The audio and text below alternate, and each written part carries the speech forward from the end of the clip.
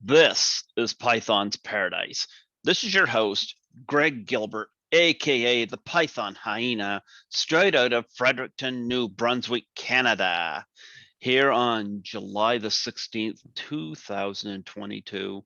And folks, I worked last night 4 to 12, get up today 8 to 4.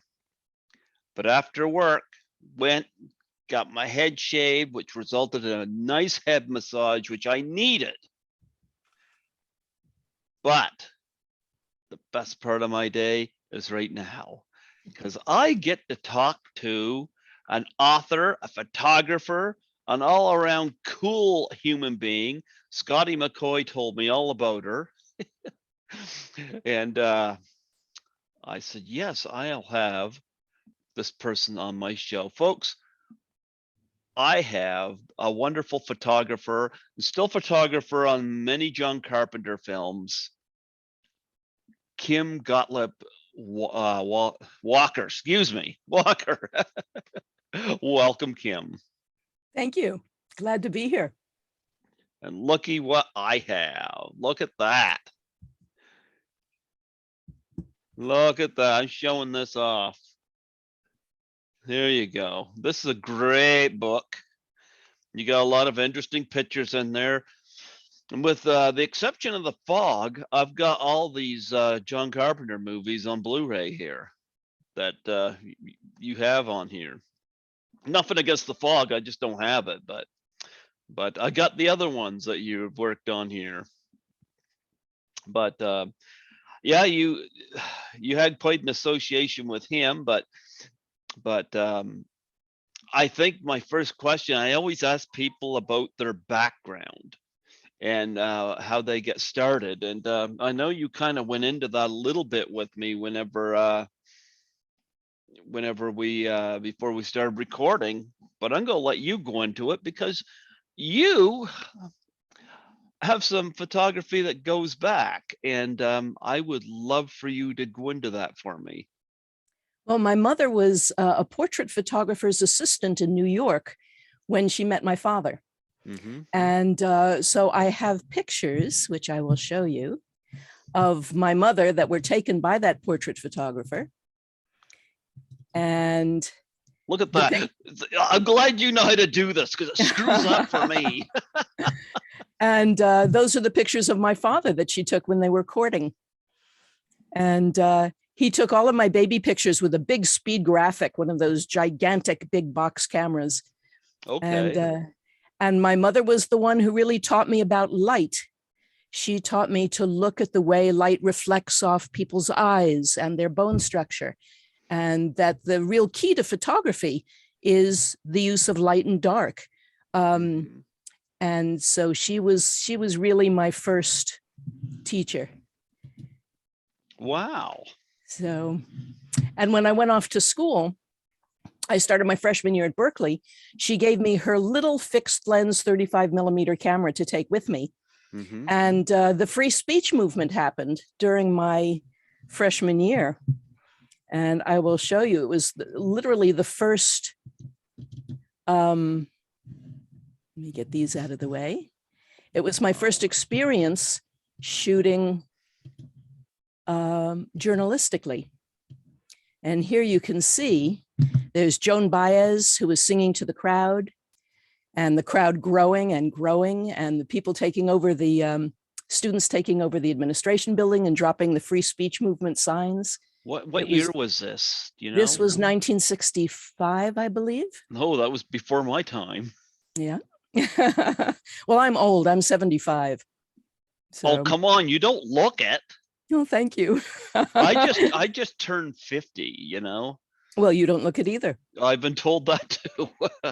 But because a reason I ask, because it's nice, especially with movies, you know, but even with the photography, I can look at that and it's like, that's 1965 right there captured on those photos.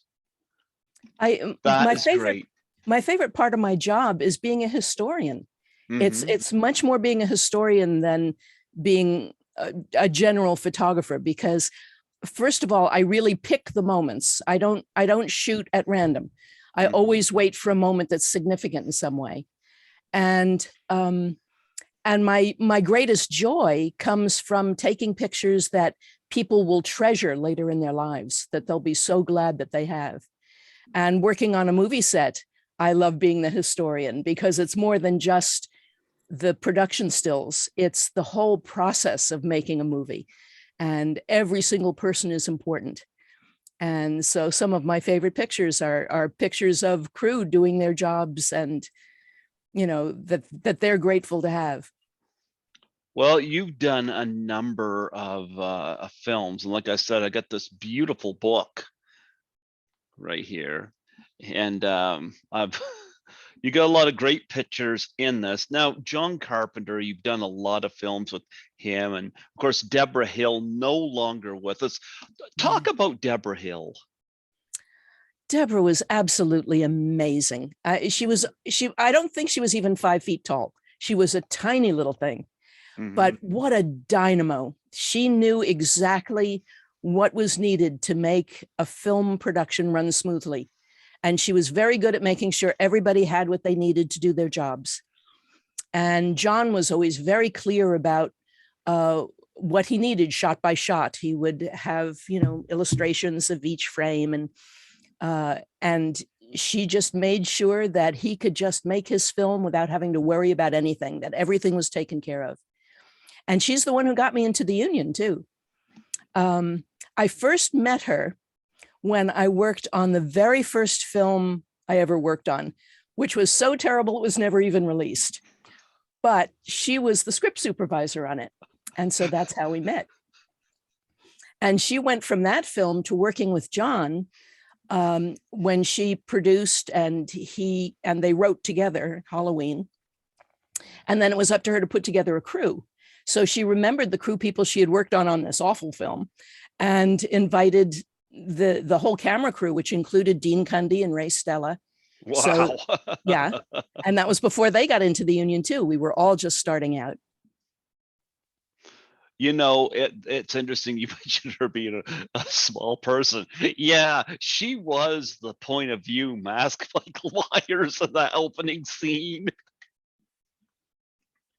That was her little hand picking the mask up. Oh, you froze on me here. There you go. There you go. Yeah, I live in a canyon, so yeah, you froze again.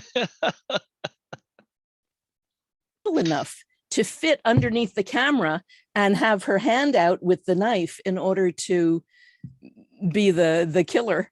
Nobody else was small enough.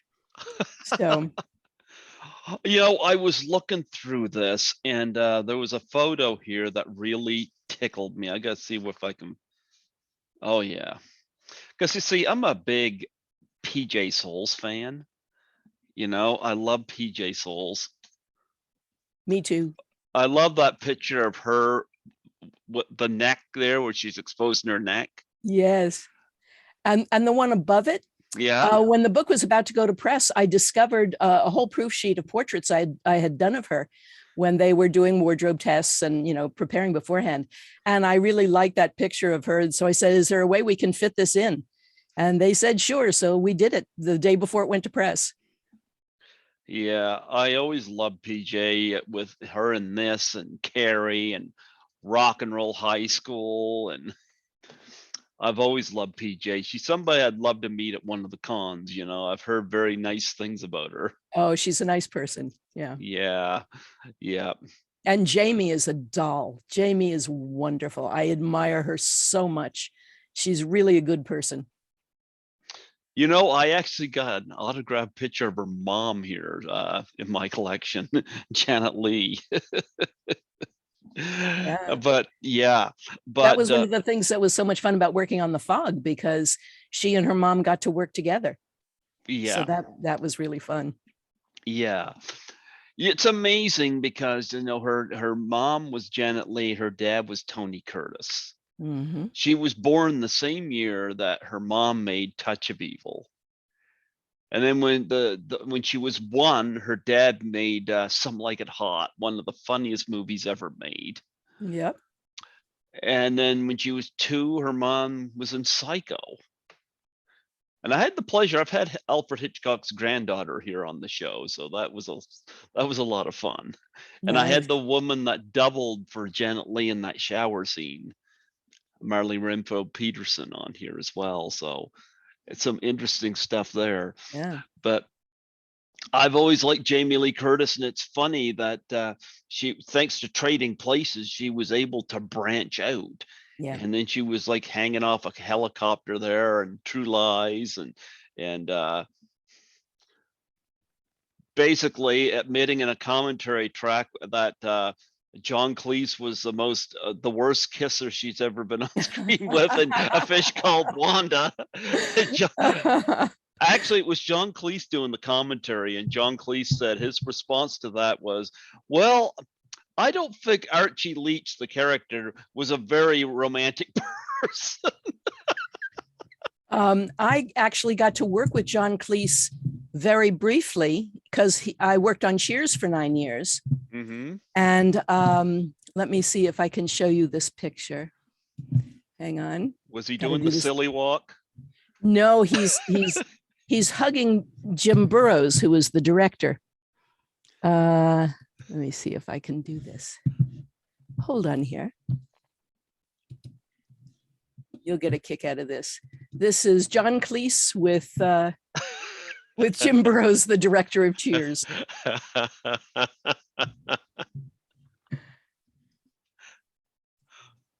I'm a big Monty Python fan, and of course, too. John Cleese was great.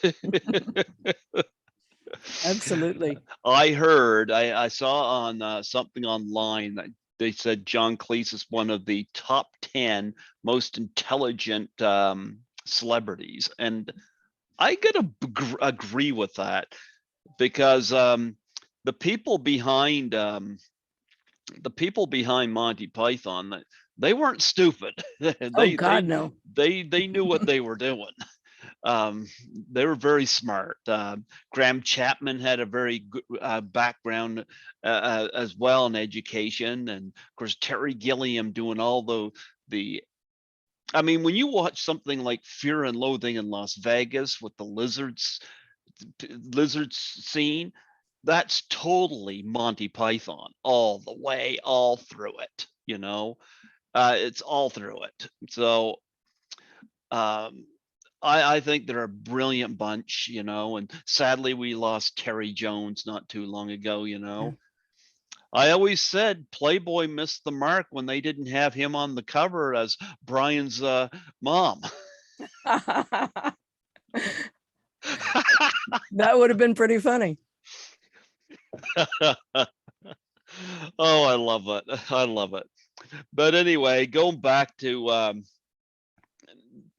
Halloween, like that film next year is going to, holy cow, next year that film is going to be 45 years old. Yep. I would have been 6 that year, 6 in 1978. I started school then. Wow. Like I was in grade 1 when Halloween came out. I didn't see it then. No. No. And nobody expected it to be as enduring as it is. I know that Deborah had a screening of it at USC after they had first completed it. And the students in the audience put it down. They said, you had a shot at making a movie and you wasted it on this piece of shit. And she proved them wrong. Oh yeah, absolutely. It just goes to show, if you have really good ominous locations, and of course somebody knows how to do lighting well, and you got some really good actors, and you don't have to have big stars. Like when you go back and you look at Star Wars, for example, Harrison Everybody Ford was unknown. except for Alec Guinness. Yeah. Alec Guinness was the Donald Pleasance of Star Wars.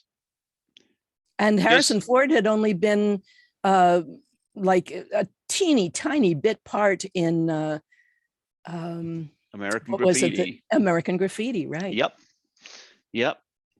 And then that is one thing I look at. Alec Guinness, I think, had a lot to do with Star Wars moving forward. And it didn't hurt to have Peter Cushing in it either. But I mean, they got Donald Pleasance in Halloween. And I'll tell you, I heard that Christopher Lee kicked himself all these years later for turning that down. It wouldn't surprise me. Yeah, he turned down this and he turned down The Fog, and it's like, come on, Christopher Lee. But Donald Pleasance, of course, at that time, I think he was most famous for the James Bond villain in THX 1138, speaking of George Lucas.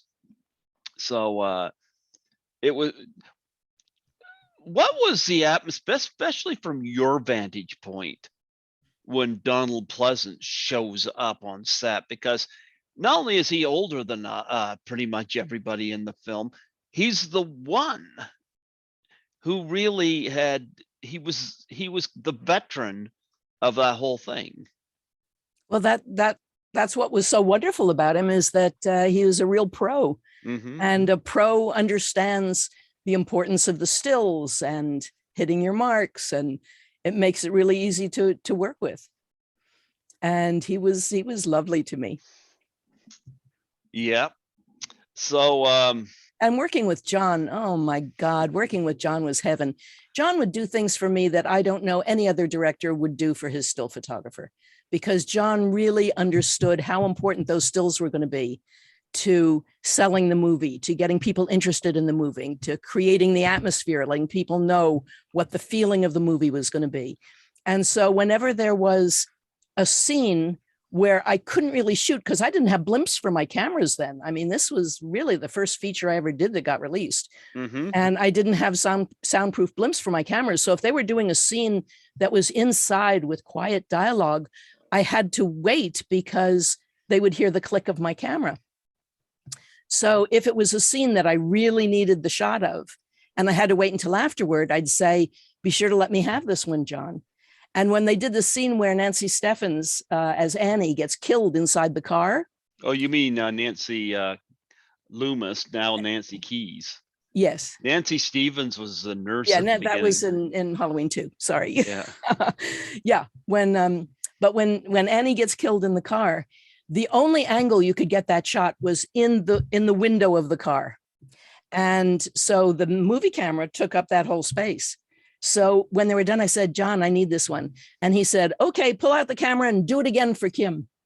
And he had them do the scene over again for me and allowed me to direct it a little bit so that I could get the exact angle that I need. So you could see the knife and you could see, the shape, in the background. And I got just the photo that I needed. But very few directors will do that for you. Well, here's a photo that you needed. Yes, with the director's potty chair. John loved practical jokes. I mean, and anything that appealed to his sense of humor was. I don't know.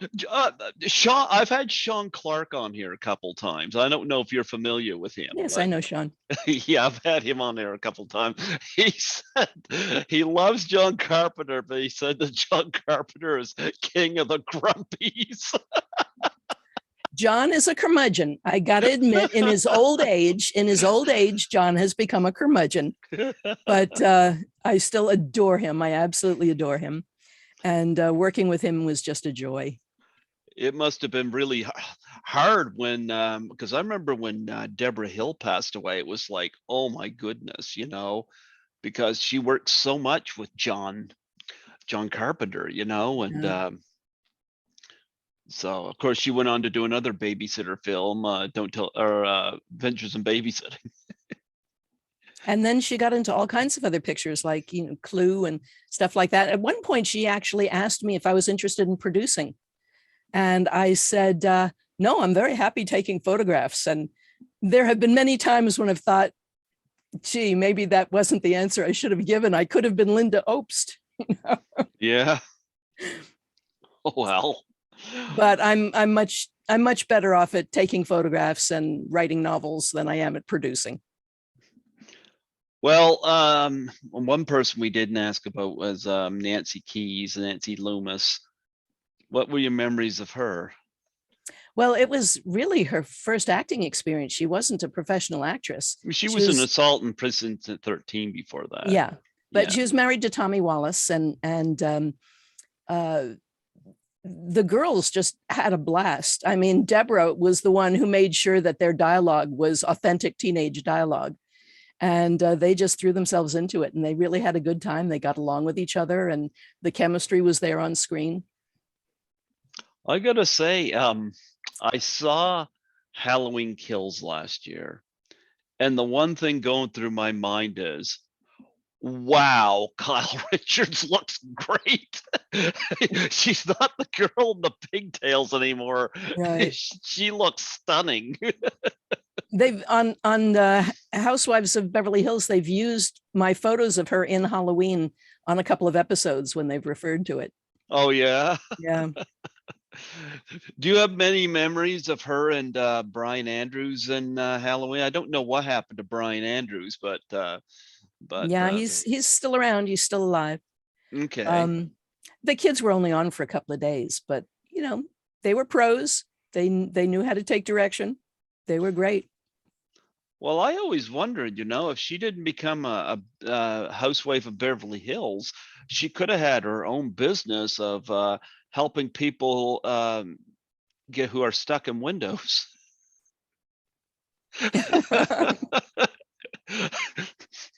It worked for Nancy Keys. She could have charged a fee. Well, a lot of people who only have had small parts in the Halloween franchise have made a career out of conventions and doing autographs.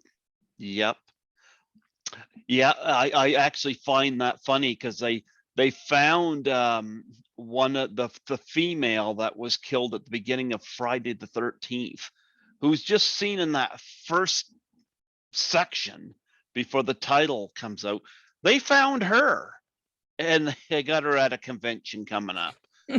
And I'm like, okay. And yet Sean Clark is struggling to get convention appearances for one of the Droogs in A Clockwork Orange, which just baffles me, There's another classic. I love A Clockwork Orange. I've done a couple of interviews from that film. I'm quite happy about that. But anyway, yeah. Is there any little tidbits about being on set for Halloween that stand out to you? You mentioned practical jokes, anything like that? The biggest practical joke that John ever did was when we were working on Christine. And that's when the producer had, the story is in the book. The producer had a very expensive, I think it was a Porsche, that was his baby that he loved. And when he wasn't around, John brought in a beat up old car and covered it with the same tarp that the producer had always covered his Porsche with. And then when the producer was there at lunchtime, he had a steamroller come in and roll right over it. And the producer thought that it was his car that was being crushed. That was his most elaborate joke on set. Well, I'm going to Frightmare in the Falls at the end of October, and they're going to have a replica of the Christine car there. So I got to get my picture taken with that. Oh, working on Christine was fun. I was pregnant when we worked on Christine. I went right up to, I think, my 7th or 8th month of pregnancy on that show. And it was great because it was like my belly was community property. And the camera crew and the grips and everyone were really very solicitous about my safety. So whenever we were blowing something up, they would build little barricades to protect me. And when we blew up the gas station that we'd built, I was on the top of a 20-foot ladder, and they had people spotting me from below in case the blast knocked me off the ladder. But my belly fit. my belly fit between the rungs, so I was pretty secure. There you go. There you go. Did you go to the premiere of Halloween when it came out? Oh, you stalled again. Oh boy, we got you stalled on here. You froze. I don't remember there being a premiere as such for Halloween because it was such a small film, little low budget indie film. But they did have cast and crew screening, which was wonderful. Everybody was thrilled with it. Yeah. And it took a while to build, but it spread and grew, and it became the most successful film ever made for $300,000. So I love Halloween. And I've interviewed Sandy Johnson on here, I don't recall, unless I missed it, that you got any photos of her in here.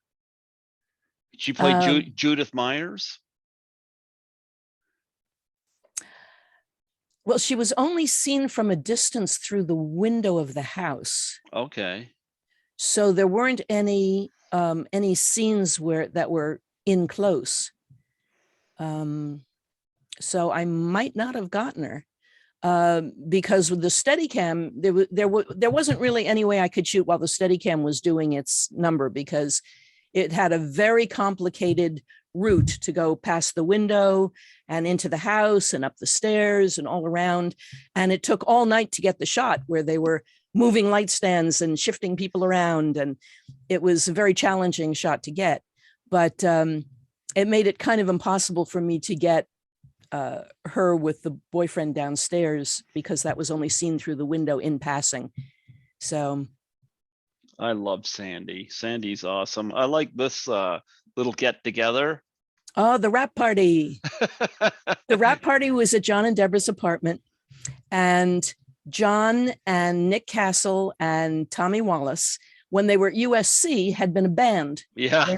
They were known as the Coupe de Villes. Oh, yeah. And so they were the entertainment for the wrap party. And they all came out wearing the shape mask. And then they tore off the masks and launched into their set. And they were great. I love it. I love it. So before we talk about the fog, because I know we did that next, I do want to walk into Halloween 2. I've had Dick Warlock on here from Halloween 2, and I'm in talks of getting Anna Alicia on here.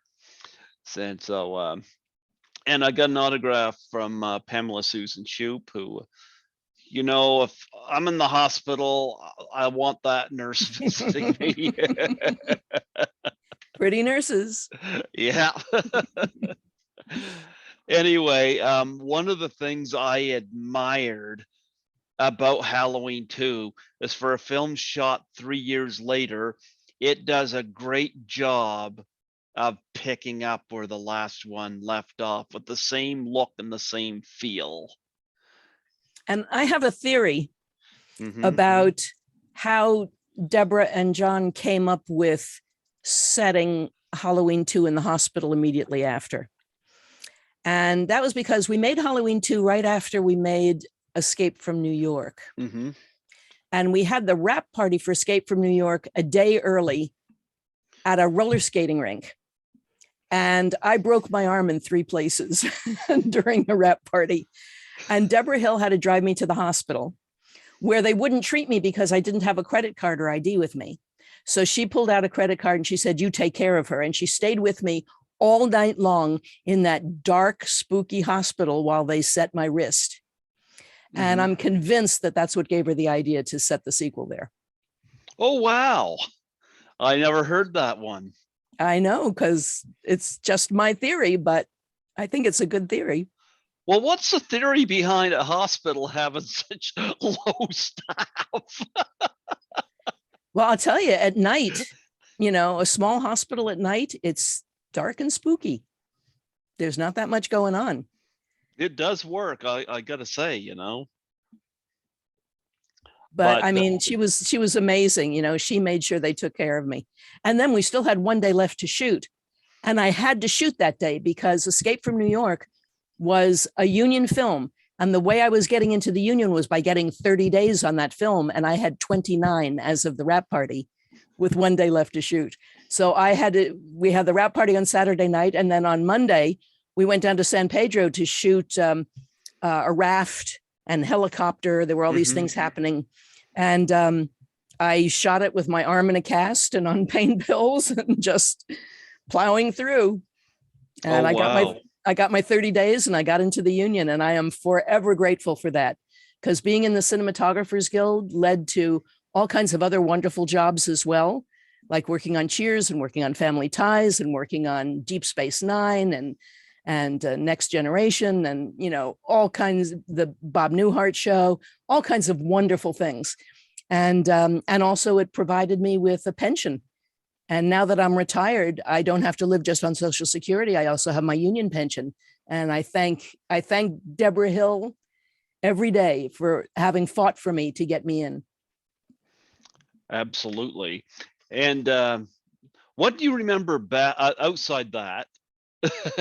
Being in the hospital, what else do you remember about Halloween 2? Especially creating the look of the film. Like I said, they did, and of course I know they did pick up shots for the TV edit for the original. They did do that. Yep. Well, I mean, it looked wonderful because it was Dean Cundy and Ray Stella and Mark Walthour. You know, it was the team. And working with John's team is always great.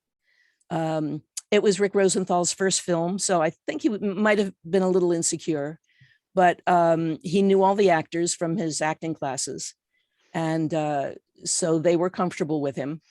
I don't think he completely understood why there was a still photographer on the set. And I don't think he fully understood the adjustment process before each shot, where people find the space they can work from. And if he heard anyone mention my name, like if Ray Stella said, you know, move to the right a little bit, Kim, because I'm catching your reflection in the glass on the set, he would say, Kim, get off the set. So I was getting kicked off the set a lot, and through no fault of my own. So he probably should have been kicked off the set for Halloween Resurrection, because that was a complete shit show. I hear he's, you know, still a working director, does a lot of TV and stuff. And that was his start. You know, John and Deborah gave him his start. Well, you know, Halloween 2 turned out well. So when Halloween Resurrection came out, people had so much hope. And boy, people hate that film. I saw it in the theater and it's like, oh man, this is as bad as Jason X. Oh my goodness.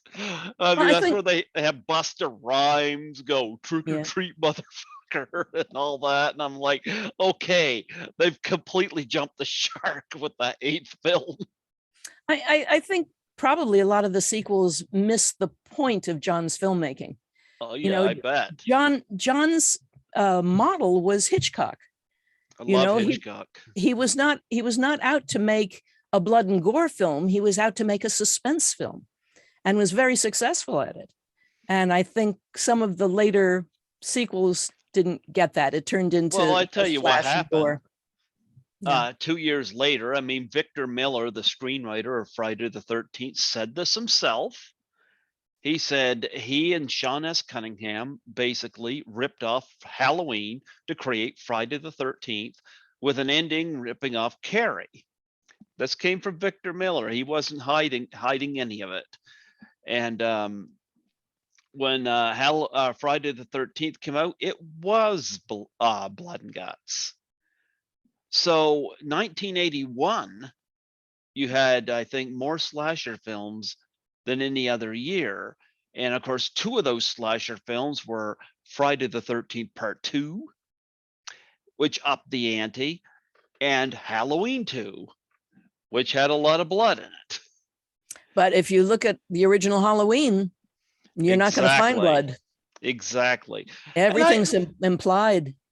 And I don't even think the blood's necessary either, you know.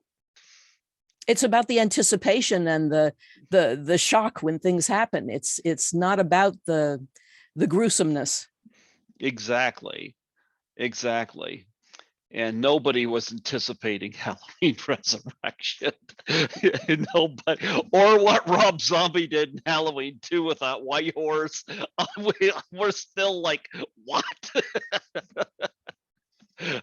Okay, did I drink something I shouldn't have? What was this? My Little Pony shit in a Rob Zombie Halloween film. But anyway, of course, the fog. We got mom and daughter in this film with Jamie Lee and Janet Leigh. Talk about Janet Leigh on this film. Oh, she was lovely to work with. Again, when you work with pros, they are a pleasure.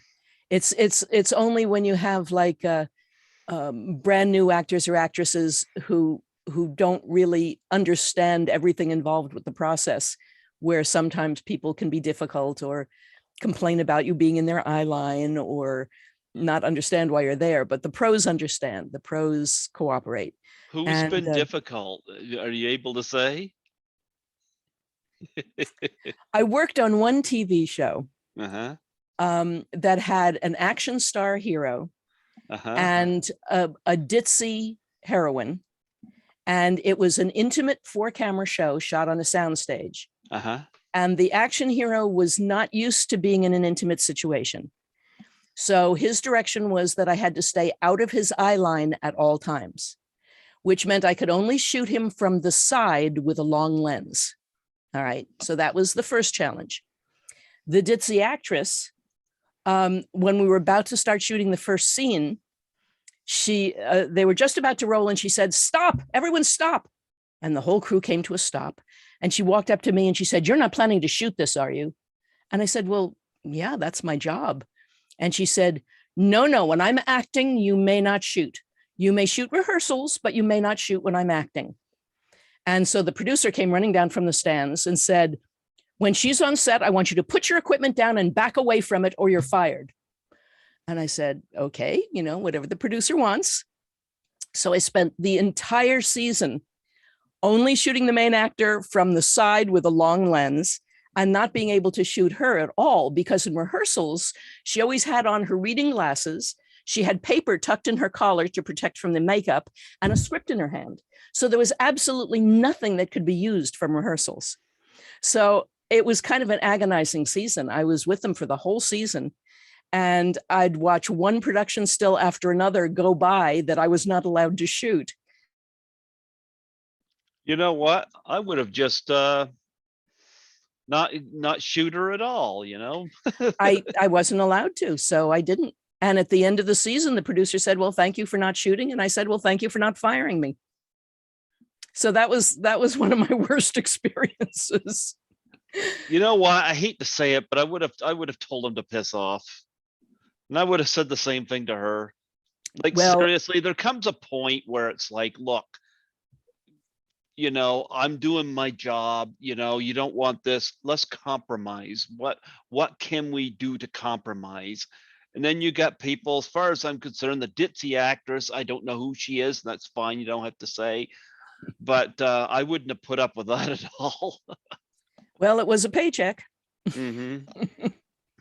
Well, I hope they did paid the best you. I could.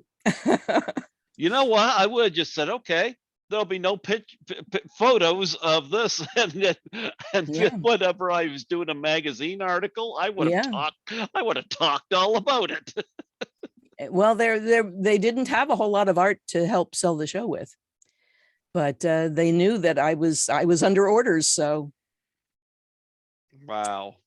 There was also one instance on Family Ties where I used to do the continuity as well as the production stills.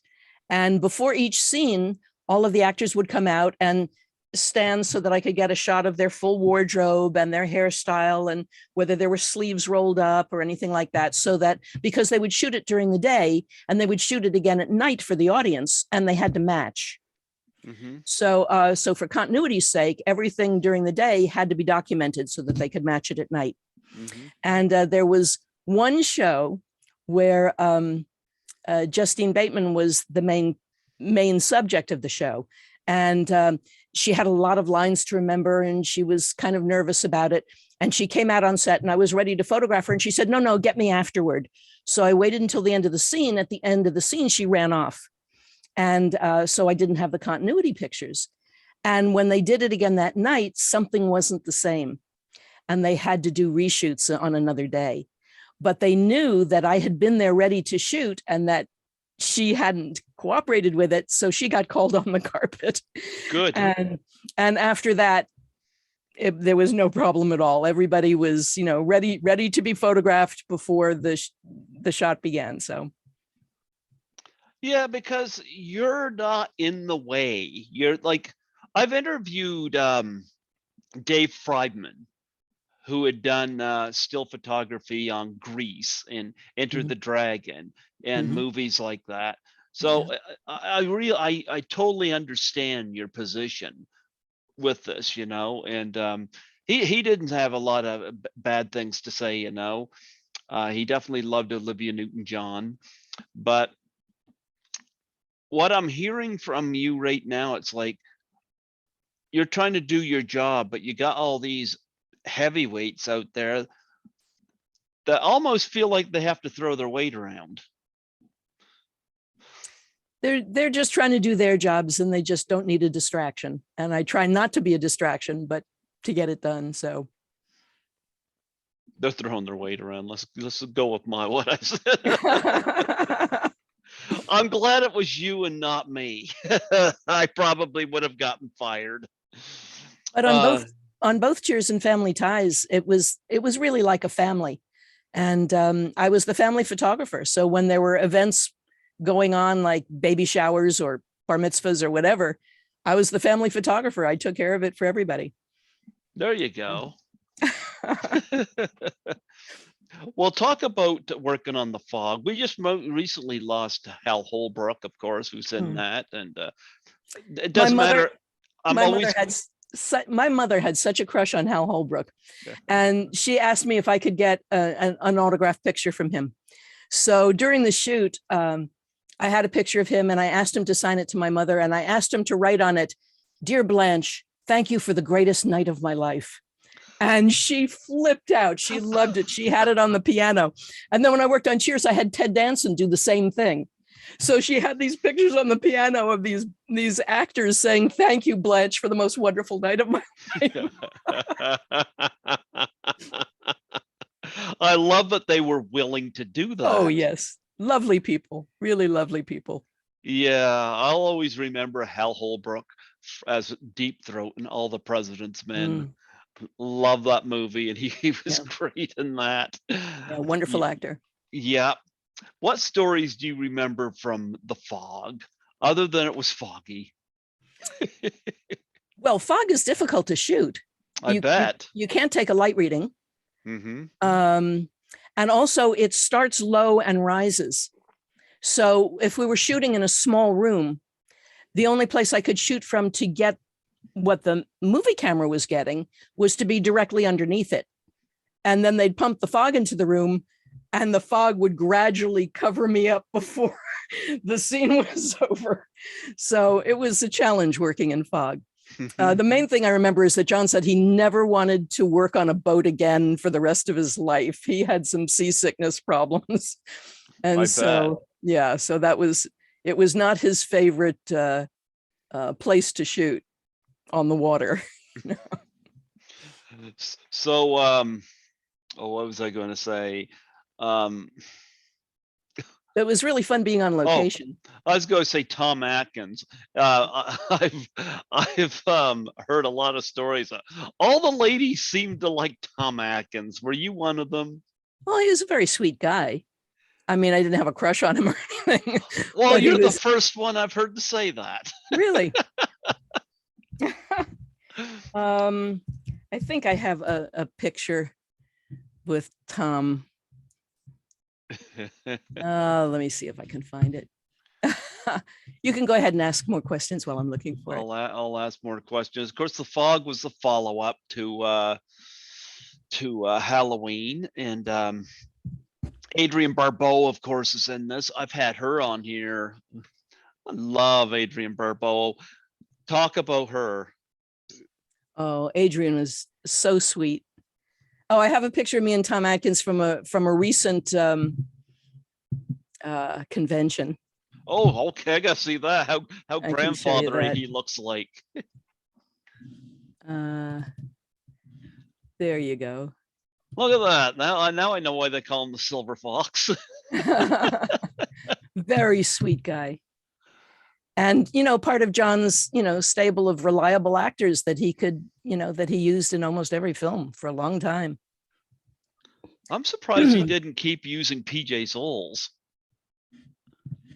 I guess he didn't have a part that was exactly right for her. I don't know.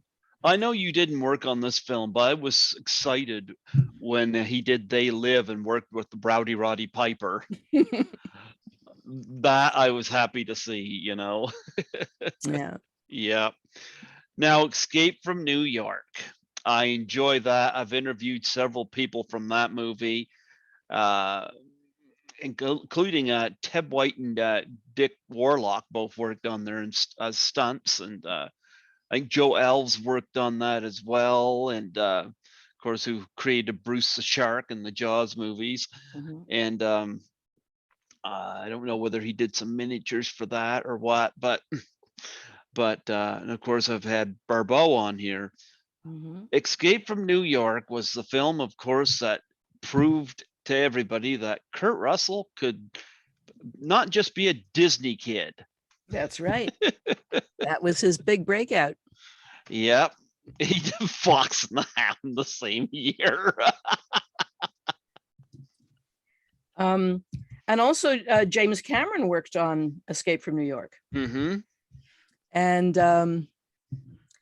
there's a picture in my book that shows, I don't know whether I can find it easily. They had to recreate, oh, here it is.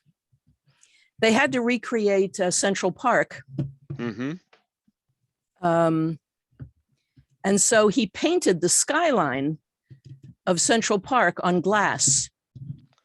Oh, wow. That's Jim Cameron painting the skyline of New York. Well, and then what they did was they put the glass in front of the camera and lined up the horizon so that they turned Sepulveda Dam in LA into Central Park. Oh, wow.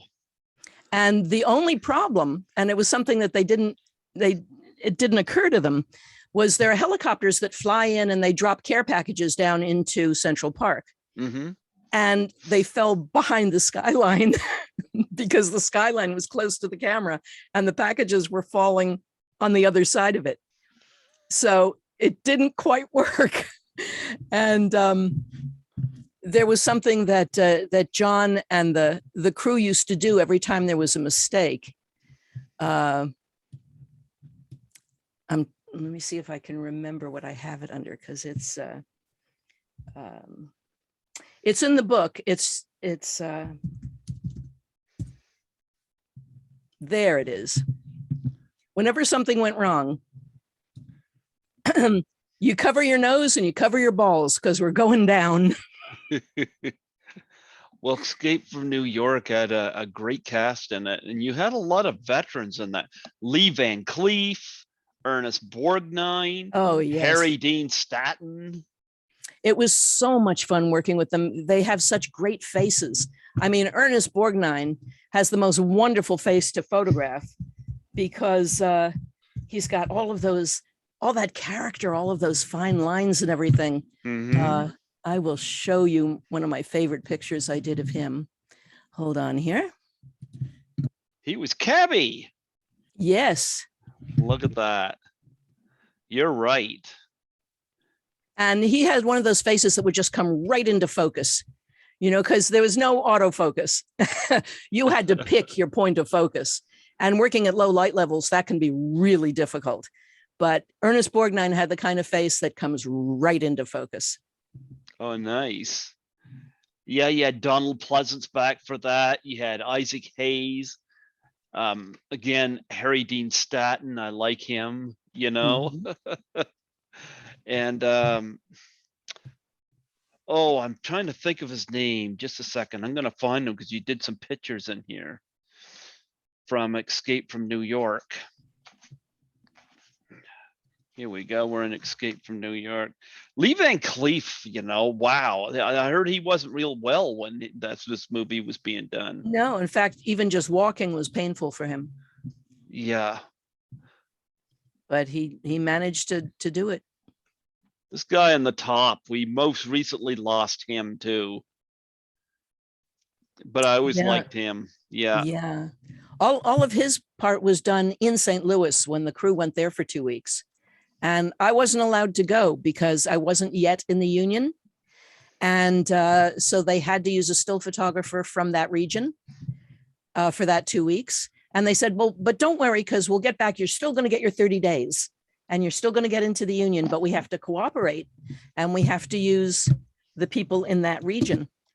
And they got back from shooting and said, you know, we feel really sorry. And I said, why? And they said, well, the fact that we didn't take you to St. Louis, the union decided to challenge your being on the set and say that we fired you. And therefore we can't rehire you, which means you wouldn't get the rest of your 30 days. And Deborah said, I'm not going to stand for that. And she went to arbitration over it. She argued with them for something like 5 hours that she had not fired me, that she was just cooperating with union rules and that I was still a part of the crew. And she won. And that's good. Yeah, she really fought for me. She came on the set with bottles of champagne. And there's a nice picture of Deborah Hill with Adrienne Barbeau. I love that picture. And Adrienne has the little thing that she has in her hair that's kind of a hairpiece. Yeah. Is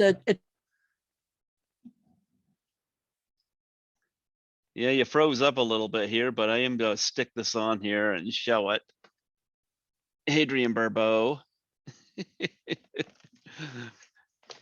Well, I have to pause her here for a second. Ow. The decoration that Adrienne is wearing in her hair, which she came up with herself, is the breastbone of a turkey. A real turkey? A real turkey, yeah. Wow. You know, if you boil away all of the meat. Oh, wow. Oh, gee, you went into pause mode again. Okay, there we go. Okay. And you get some nice pictures of Kurt Russell and professional wrestler Ox Baker there. Yeah, that was in St. Louis as well. Yeah. Yeah.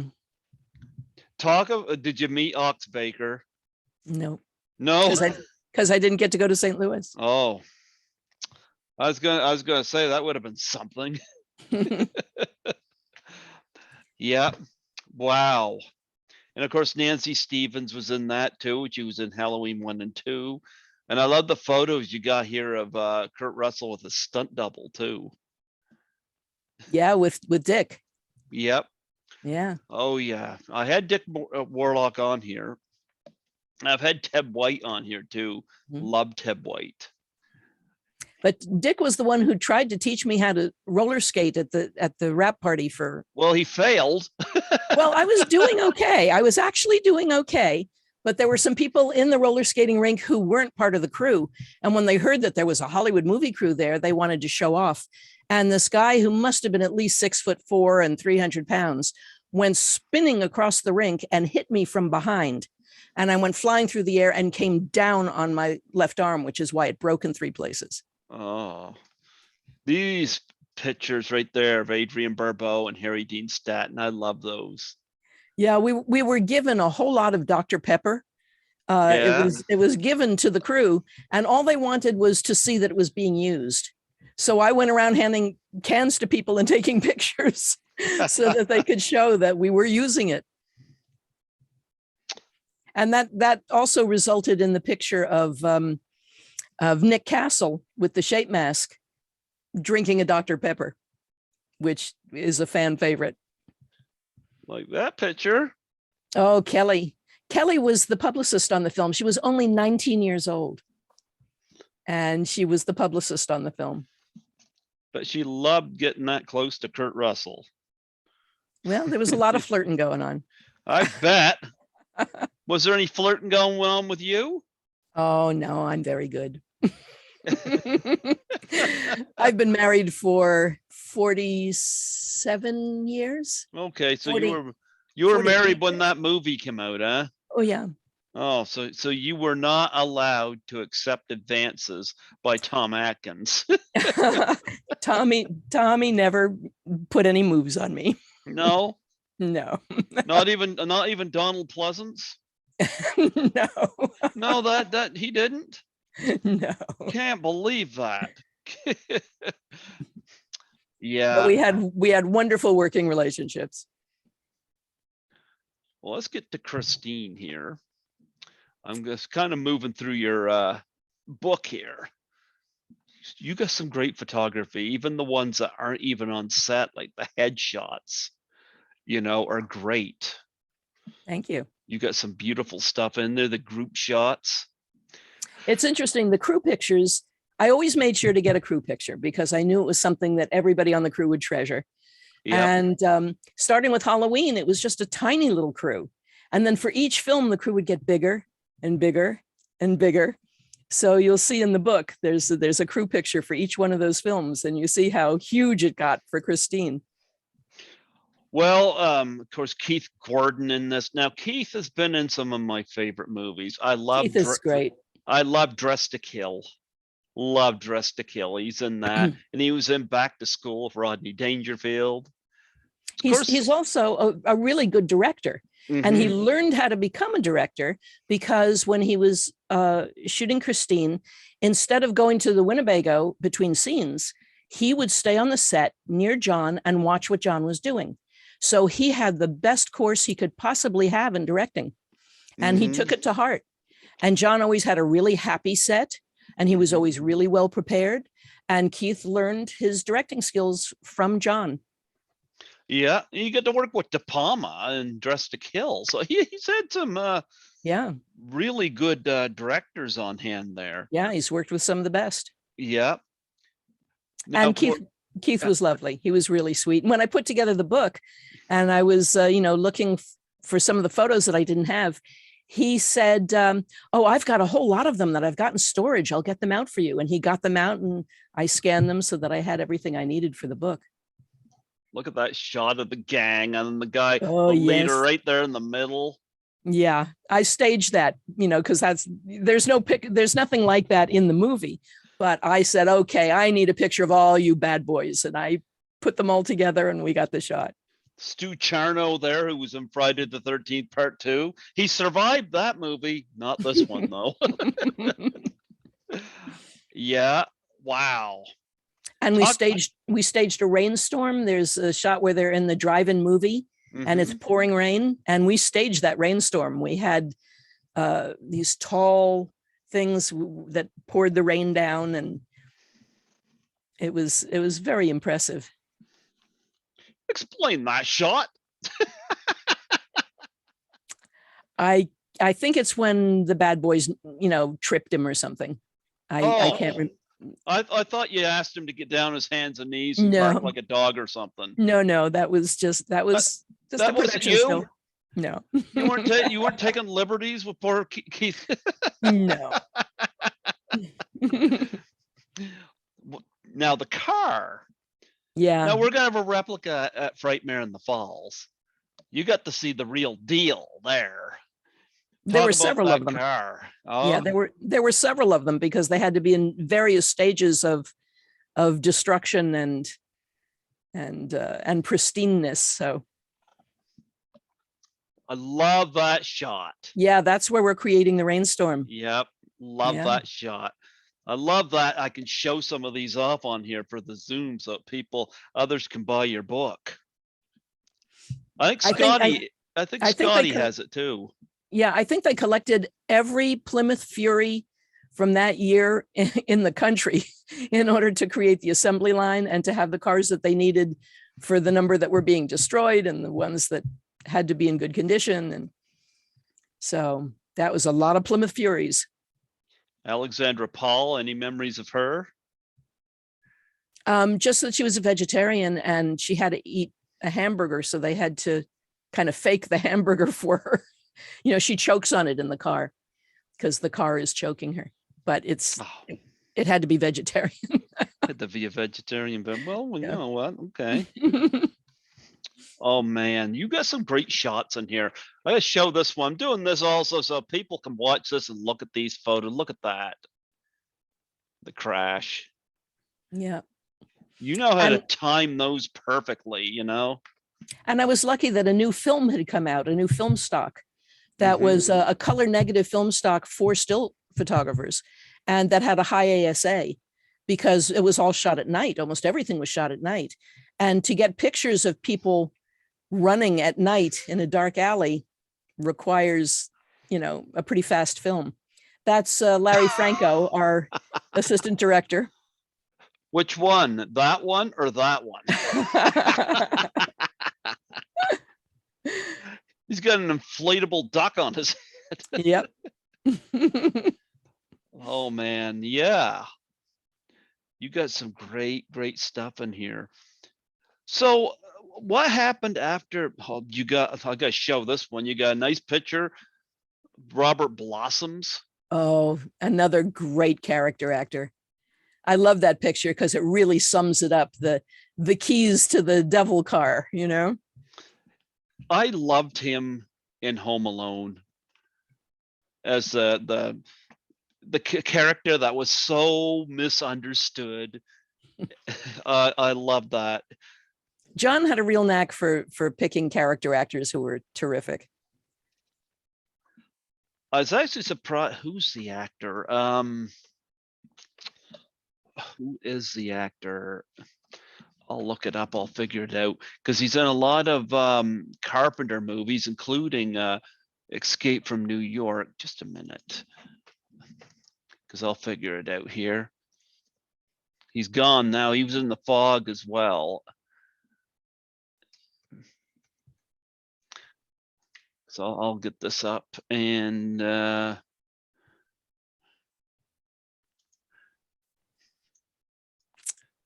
got yeah, there's a name here. Oh yeah, George Buckflower. Oh yeah. You never got him on in here, did you?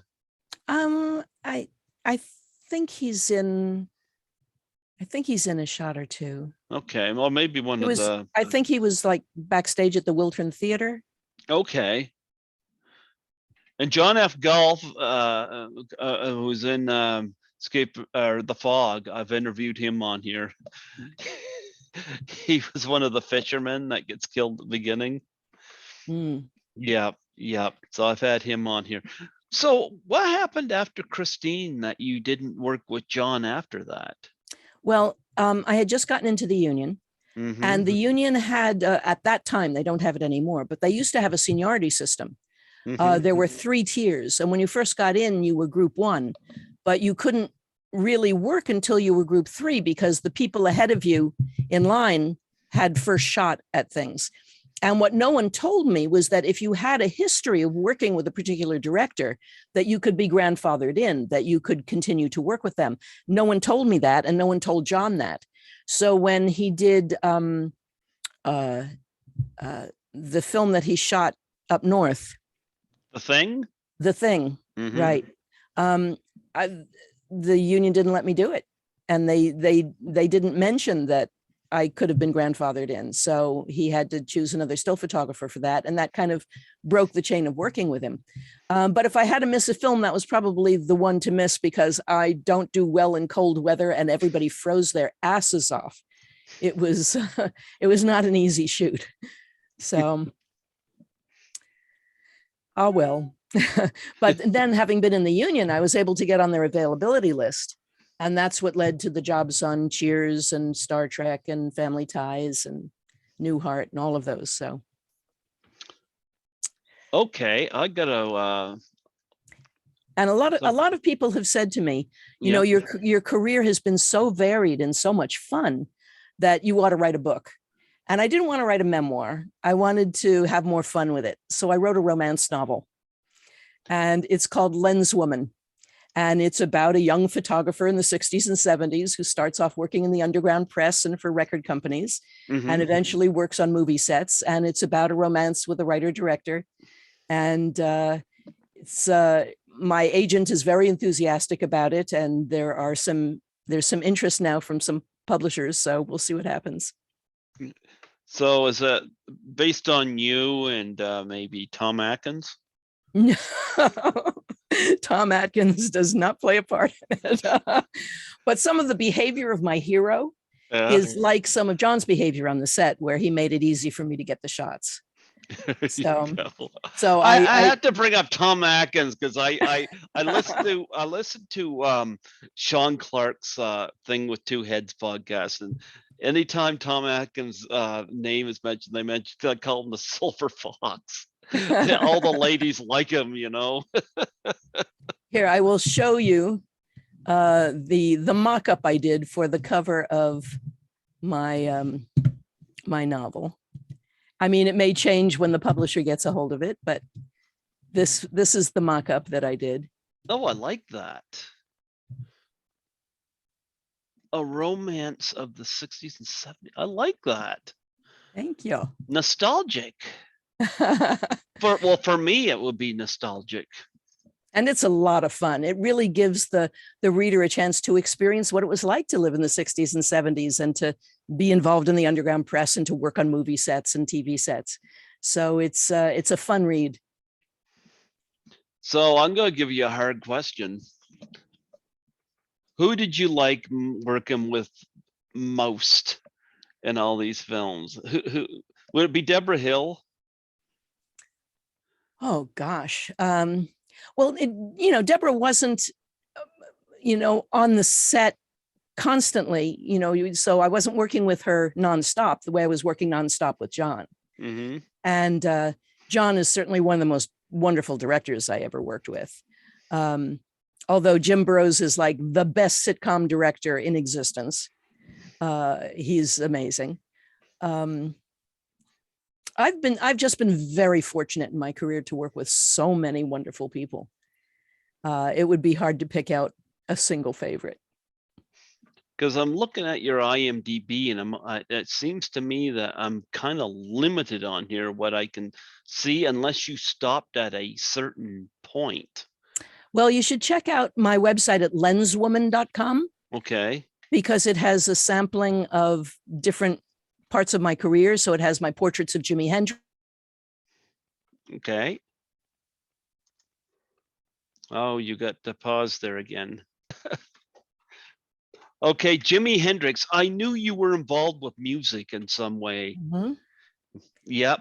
I did a whole lot of work for the underground press and for music companies in the late 60s and early 70s. And I got to do portraits of Jimi Hendrix before he made his first appearance at the Shrine Auditorium in LA. I got to photograph Bob Marley over a 2-year period. My husband was his publicist, and we traveled down to Jamaica and spent time with Bob, and he came up to LA and we spent lots of time with him up here. So over a 2-year period, it provided enough photos that I put together a book that's called Bob Marley and the Golden Age of Reggae. And it has all of my portraits of Bob and all of the different reggae performers from that period. It was, that was a fabulous experience. And yeah, it's been a varied career. It's been really fun. So outside, so you say that you got 2 novels you're working on, and you mentioned the romance one. What's the other one? The other one I wrote during the pandemic. I had taken a trip to Florence, Italy in October of 2019, just before the plague hit. And I absolutely fell in love with Florence. I fell in love with its history. I fell in love with the Renaissance. And so I came home and I wrote a novel about the Renaissance, about a girl growing up in the late 1400s and her interactions with the Medicis and all kinds of adventures. And I literally spent the whole pandemic in the late 15th century. And it was a joy. The research was a joy. The writing was a joy. The characters just channeled themselves. And all I had to do was take dictation. It was wonderful. So that Are you going to do anything more on film, like on film sets? Probably not. I'm now officially retired Mm-hmm. and collecting my pension. And so I have reinvented myself as a novelist. Okay. Okay. How long did it take you to do this? Putting it together took about a year. Because we knew Nick and Viv, who are the owners of Titan Books, and used to see them every year at Comic-Con. Mm-hmm. And I said, I'd like to do a book on John Carpenter, on the films I worked on. And they said, well, upload some photos. Let me see what you have in mind. So I uploaded about 300 photos and they said, oh, yes, let's do this. And they assigned me an editor and an art director. And they sent me a contract, which I rewrote to give myself artistic control over everything. And they would lay things out and send them to me. And I'd say, well, this picture should be bigger and this should be moved over here. And we should add this here. And they would change everything exactly the way I wanted it. And I was very happy with the way it turned out. It was exactly the book that I wanted to do. Okay, you mentioned the cons. I just started doing the cons in 2017. Lisa Langlois from the movie class of 1984 was on my show a couple times, and she invited me to assist her at her table at Horrorama in Toronto. In fact, this is a shirt from Horrorama. I do this one, I do Frightmare in the Falls, which I'm going to be also doing this fall. And I've done one Toronto Comic Con. And I gotta say, they're addictive. I guess they're a lot of fun. Well, I photographed the celebrity guests at the San Diego Comic-Con for about 30 years. My husband was the first person to start bringing Hollywood guests to the San Diego Comic-Con. It used to be 300 people looking at comic books. And then he started bringing people from the studios, and it grew and grew and grew. And so for the past 20 or 30 years, Hall H has been the place where all of the major stars and directors appear. And my husband was responsible for arranging most of that. And as a consequence, they would allow me to photograph at will. I was the only person besides the people who were hired by the con itself who was allowed to walk right up to the stage and shoot at will. And so I have portraits of pretty much every major genre star and director of the past 30 years who made appearances at Comic-Con. Wow. Who's the first person that your husband got booked there? I think it was when he was working on Blade Runner. I love Blade Runner. Outland. Yeah, Blade Runner and Outland were the first films that he did special genre publicity for. I've had special marketing. Yeah. I've had Joanna Cassidy on here from Blade Runner, and I'm looking to get her back on. You know, we both have a love for snakes, so because he has one in the film. Yeah, another classic. Mm-hmm. And then my husband also worked on the first Batman, and the studio was really worried because when it was announced that it was going to be starring Mr. Mom and was going to be directed by Pee-wee's Great Adventure, the fans were very upset because they wanted to see it taken seriously and they thought it was going to be a campy mess. And so it was Jeffrey's job to convince fandom that it was not going to be some campy, silly thing. And so he took Bob Kane with him to conventions all over the country and said, you know, if you have any doubts that this is going to be taken seriously, here are, you know, the production illustrations, and here's Bob Kane, who created Batman, to tell you that it's being taken seriously, and you can send letters to me and I will deliver them to the studio to make sure they don't get off track. And within the year that he worked on this before it was released, it went from fans being ready to boycott it to tremendous enthusiasm. And a few days before the film opened, the studio called Jeff and they said, gee, can we maybe get some people to show up in the streets of Westwood for the opening? And he said, sure. So he put the word out to all the science fiction bookstores and, you know, all the people he knew, you know, in the SF industry. And 4 days before the film opened, people started to fill the streets of Westwood. And the studio started to panic. And they said, well, maybe this wasn't such a good idea. And he said, too late, you're just going to have to roll with it. And it had the biggest opening they'd ever had. Wow. I think you should do a book on this. That's what you need to do. My husband needs to do a book because his career is so incredible, from working in the music industry and being Bob Marley's publicist to working for every studio in town, you know, as their liaison to Comic-Con, and to come up with campaigns specifically for genre fans. The only person who had done it before him was Charlie Lippincott, who did it for Star Wars. But Jeffrey took on the mantle and was the liaison between all the studios and fandom for many, many, many years. Yeah, but you did photos at that, you know. I'd like to do a book of like 20 years of Comic-Con, because there was some great stuff. 20 years, wow. And I read up that this Comic-Con just started out as just this little. Yeah, it was 300 people in downtown San Diego just looking at comic books. And that was what, in the 70s? Yeah. Wow. It's not that now. No, and now it's more like 170,000 people over 5 days with, 25 track programming, and it's huge. And part of that is my husband's fault. I should get your husband on here at some point and talk about this. He's amazing. Yeah, I've been trying to get him to do his memoir for a long time. He's got great stories to tell. Well, there you go. Well,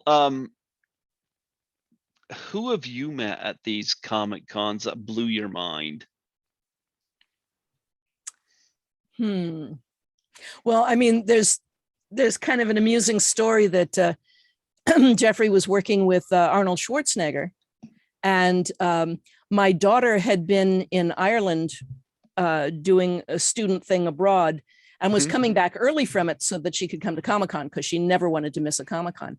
And just as Jeffrey was taking Arnold on stage, we got a call from my daughter that she had been detained at the airport and they weren't going to release her because they thought she was somebody else who had the same name. And so my husband had to make explanations to Arnold and was trying to juggle what was going on with the airport with trying to get him on stage. So it was, I just remember that particular moment vividly. But let's see, who blew me away at Comic-Con? You know, I don't hear anything when I'm shooting. All of my senses kind of get channeled into my eyes. So I don't hear what anybody's saying. So I can't really tell you what anybody said at Comic-Con. I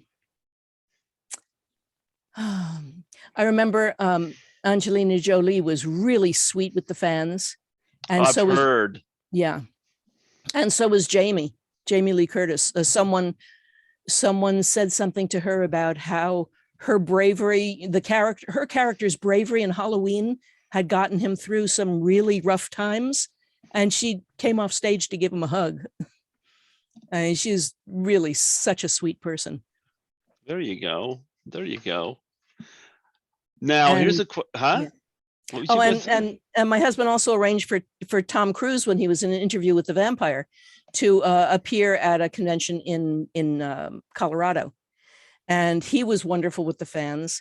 And someone asked him a question and he couldn't really think of an answer. And then he saw the fan when he was leaving, and he went over to the fan and gave them a really complete answer to their question, which was very sweet.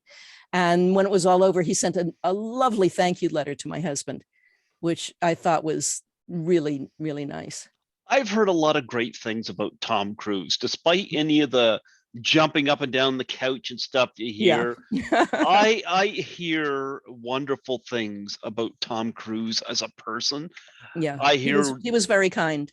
I hear nice things about John Travolta as a person, you know. I hear nice things about Matt Damon as a person. Even Jack Nicholson, I hear nice things about him. There's a lot of them, you know, and but Here's a question I ask all my guests that do these cons. What's the most interesting thing you've ever been asked to sign? I haven't been asked to sign that many things other than my own work. Okay. You probably get these a lot, though. Yeah, I sign my book a lot. I have posters, I have art prints. There's a little gallery in South Pasadena that's called Sugarmint. And one of the things they specialize in are my art prints from Halloween and Halloween 2. And so periodically, usually around Halloween, they have a big gallery show there, and I go there and sign things and meet the fans. It's a really lovely event. Absolutely, absolutely. You know what? This is a fun book, and I'm glad I have it. And I look forward to seeing what you're gonna be doing. What else you're gonna be doing? Hopefully, they'll get you at one of the cons I'm at. You know, when the plague is finally really over. Will it be really over? Oh, we can only hope. Because I don't know. I'm masked up at the hospital. When I went to the mall today, I wasn't masked at all. I don't even wear a mask going to the theater. I'm fine. Yeah. I when I leave the house, I'm double masked, and I've been vaxxed and boosted and everything. And I'm still being as careful as I can, because at 75, I want to hang around for a while. I want to live long enough to have grandchildren. So yeah, I hear you. Well, I've had my vaccinations, you know, obviously working at the hospital, but all these new variants keep popping up. I don't know. Japers. When will they get a hold on it? I never had COVID. Hope, knock on wood, hope Yeah, not. me too. But I am gonna do some cons this fall. Okay, well, mask up. Be careful. I was masked up last year, and I am going to bring mask with me when I go. Actually, I have a mask that's got the poster art for the original Halloween on it. Yep, I have one of those. I got one of those with Halloween on it. I got one with the Blues Brothers on it. I got one with the Big Lebowski on it. Another classic. Yep. I figure if I'm going to wear a mask, I might as well go in style. But I'll tell you, that Blues Brothers one I have, that gets a lot of conversations in some of the buildings I cleaned during the pandemic. Yeah, that's a conversation opener. But anything else you got to promote? You got any charities that you want to plug on here? Well, Ziggy Marley, Bob Marley's son, has a charity where they help kids in Jamaica, poor kids in Jamaica. And gosh, I'm forgetting what it's called now. And there's also One Love, which is a foundation that the Marley family started for charitable works. Okay. So, but yeah, and I do a lot of support for Democratic candidates. I want to see democracy protected and restored in my country. So I think we need sanity and order. I don't know what's going on out there. I try to shut it out. It's insane. It's insane what we're going through right now. I just hope everybody registers to vote and votes, because our democracy is really on the line. I was surprised when they overturned Roe versus Wade. Not that I want this to be a political thing, but I'm with the belief that a woman's body is a woman's body. It's not That's my place to tell her. Of course, I've never wanted kids, so it's solved on my end, but still. And this latest case where Republicans are saying that 10-year-old should have been forced to bear her rapist's child, a 10-year-old. I mean, it's ridiculous. It's absolutely ridiculous. It's it really requires people to get out there and vote. Yeah, we need an overwhelming majority in order to get any legislation through that's going to protect people's rights. Yep. No, it's disgusting. It's like it's the beginning of The Handmaid's Tale, and we've got to stop it before it goes any farther. Yes, And I can't absolutely. wait to see Donald Trump in handcuffs and in an orange jumpsuit to match his hair. So, Yeah, he's not very popular. well, he's a criminal, and we're supposed to have equal justice under the law in this country. So hopefully there will be indictments. I'll be surprised if there is. Almost seems to me that people in that kind of power just get away with it. Well, it's got to stop, because the more they get away with it, the more terrible things they do. I mean, I'm listening to the whole thing with the WWE wrestling with Vince McMahon being up on charges of a relationship or paying somebody, or I don't know the full details. And I know somebody else, nothing about wrestling. well, somebody else is going to end up taking the fall for it, of course, you Mm, know. And it's like you got enough money, you can just buy your way out, I guess. And I sure hope not. yeah, it certainly doesn't help those of us that are clawing our way through life. Yeah. Yep. But Well, none. hoping for positive changes in the future. Do you want to plug your website on here so people will know where they can find you? Sure. Go to www.lenswoman.com and you can see a little sampling from throughout my career. And I'm working on a new website. I haven't launched it yet, but when it does launch, it's going to be called arenaissancewoman.net, and it will cover more of the stuff that I'm writing. There you go. There you go. Perfect. Perfect. Anything else you want to plug on here before we close off? Nope, just everybody register to vote. Everybody register to vote and order this book, On Set with John Carpenter, the photographs of Kim Gottlieb-Walker. And this is a great book. It's got a lot of great photos in there. And I showed a few of them off, and so did she during this interview. And this has been a lot of fun. I'm glad you knew how to do share screen, because I held out. But yeah, but I thought I'd have this on hand so that you could we could better advertise your book for you, you know. And yeah, and Scotty McCoy, of course, spoke very highly of you. And We share the same agent. oh, you and Scotty do? Yeah. Oh, wow. I've had Scotty on here 6 times, you know, and I'm still in touch with him. In fact, he called me the other day, and we talk about certain guests, and he'll usually have advice for me saying you should reach out to this person. Here's contact info for this person. Be good for your show. And yeah, he has a new book out about horror movies, a series that he's doing. And so the first one is coming out, I believe, next month. There you go. And I think I might know a couple of other podcasters that would probably love to have you on their show as well. Well, I love being interviewed.